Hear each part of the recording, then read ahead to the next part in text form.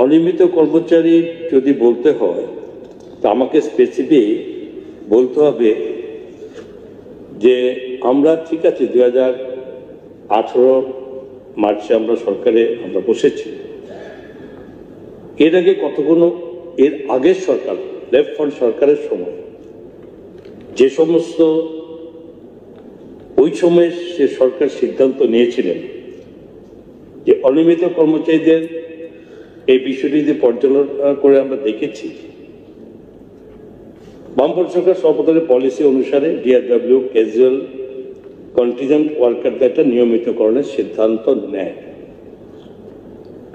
এই পলিসি অনুসারে সারা full time বেসিসে নিযুক্তি পায় এবং 31/3/2005 পর্যন্ত যারা 17 বছর পূর্ণ করেছিল তাদের নিয়মিত করা হতো।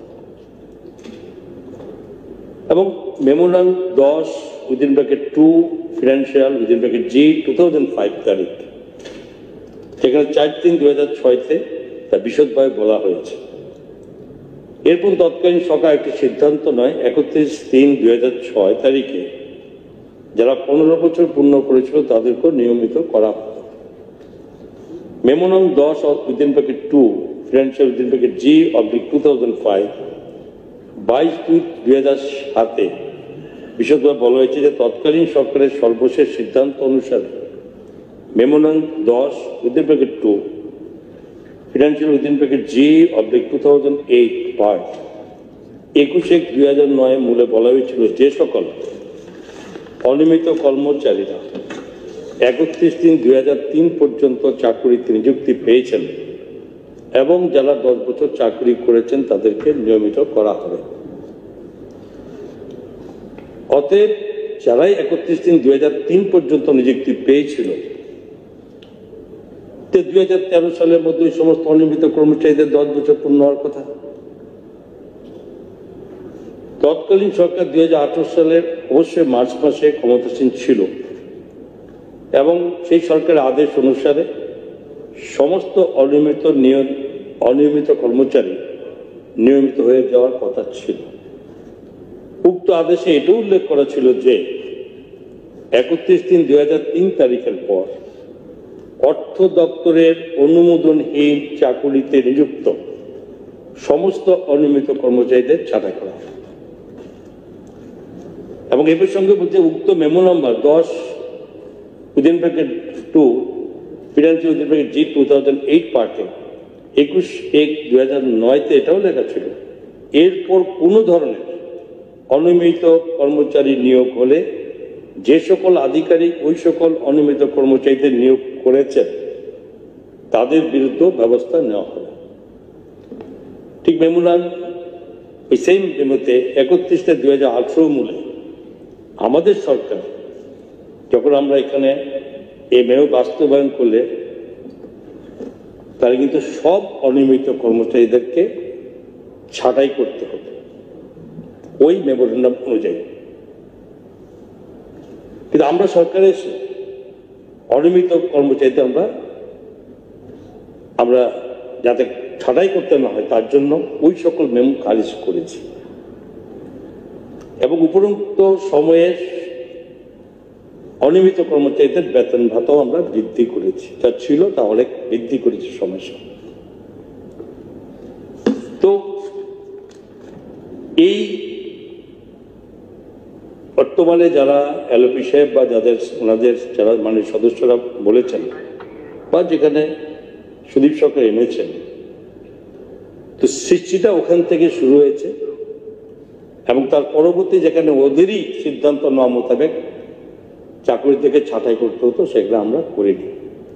এবং সবচেয়ে আশ্চর্য বিষয় যেখানে সুদীপ বাবু নেই, ওই 31/7/2018 যখন আমাদের ক্যাবিনেটে সিদ্ধান্ত নেওয়া হয় তখন কিন্তু মাননীয় বিধায়ক সুদীপ বাবু ওই সময় আমাদেরই এই সরকারের মন্ত্রীও ছিলেন।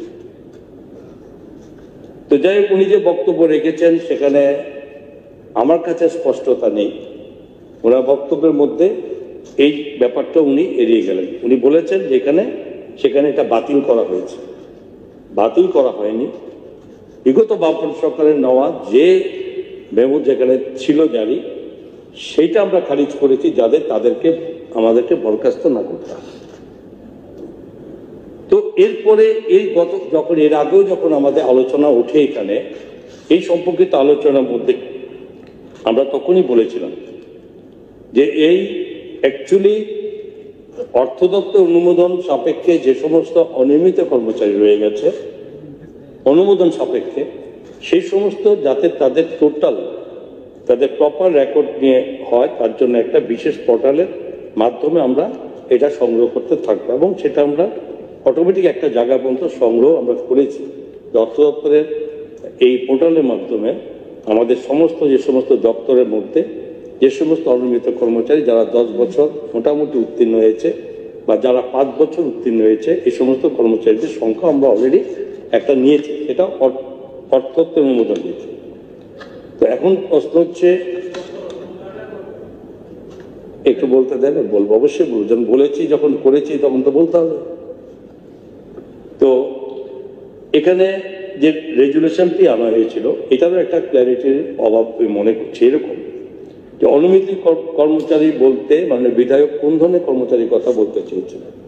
এখানে অনেকে বলেছেন কর্মচারী বলতে ব্যাখ্যাও দিয়েছেন এইখানে যে অনুমিত কর্মচারী বলতে শুধুমাত্র ডিআরডব্লিউ কন্টিনজেন্ট ওয়ার্কার বা ক্যাজুয়াল ওয়ার্কারকে বোঝায় না। এখানে কর্মচারী বলতে part time workers, scheme workers এবং কেন্দ্রীয় প্রকল্পের মাধ্যমে নিযুক্ত প্রাপ্ত কর্মচারী ও বিভিন্ন চুক্তিবদ্ধ কর্মচারী যারা বিভিন্ন সেন্ট্রাল স্কিম এক্সটার্নাল এইডেড প্রজেক্টে আছেন, তাছাড়াও cleaning staff, swimming staff, security staff, এরাও এই ধরনের যারা বর্তমানে কাজ যারা বলেছেন সবাই, এটা অবশ্যই তাদের মধ্যে পড়ে।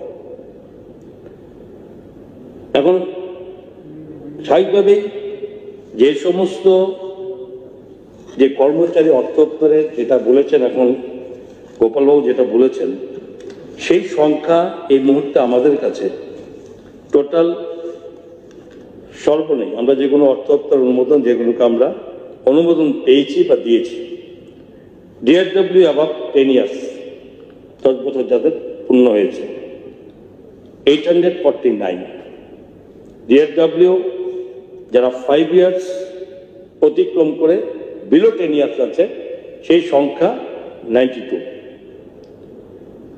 সিটিডব্লিউ অ্যাবাভ 10 ইয়ার্স 241 এবং বিলো 10 ইয়ার্স 5 ইয়ার্স অ্যাবাভ সেটা 145, casual worker above 10 years 186 and below 10 years above 5 years 15, PTW above 10 years 83 and below 10 years 19। এই সংখ্যাটা যেটা 10 years above এটা 1359 জন আমাদের এই পোর্টালের মাধ্যমে আমাদের কাছে তথ্য এসে পৌঁছেছে। আর above 5 years এটা 281, দুটো সংখ্যা যোগ করলে 1640 জন আমাদের কাছে এর মধ্যে এই মুহূর্তে আমাদের কাছে এই সংখ্যা এসে পৌঁছেছে। প্রশ্ন হচ্ছে যে আমরা যা রেগুলার চাকরি হয়েছে এবং এরপরও এবং অর্থ দপ্তরের পক্ষ থেকে আরো সময়ে সময়ে যে সমস্ত ডিপার্টমেন্টগুলোতে যেখানে ভ্যাকেন্সি আছে সে ভ্যাকেন্সি মোতাবেক যে সমস্ত আবেদন আছে সেগুলো অলরেডি অর্থ দপ্তর অনুমোদন আমরা দিয়ে দিচ্ছি। তার সংখ্যাও ইদানিং কম নয়। এখন তো এটা টোটাল সংখ্যা এই মুহূর্তে বলি না, তবে কোনো অবস্থাতেই সেখানে 10 to 12,000 আগে পরে সেটা সংখ্যা অলরেডি পাস হয়েছে, এখন প্রসেসে চলছে। এরকম নয় যে আজকে চাকরি চিন্তা করলাম কালকে সকালবেলা চাকরি পেয়ে যাবে, এখনকার আমাদের সরকারের সেই ব্যবস্থা নেই। চাকরি ক্ষেত্রে ট্রান্সপারেন্সি আমাদের সরকারের প্রথম প্রধান লক্ষ্য এবং সেগুলো প্রসেসের মাধ্যমে চাকরি হচ্ছে। সেখানে এরকম নয় ইচ্ছা করলাম কোথাও অফিসে বসে ওই সময় কাউকে চাকরি দেওয়া যাবে।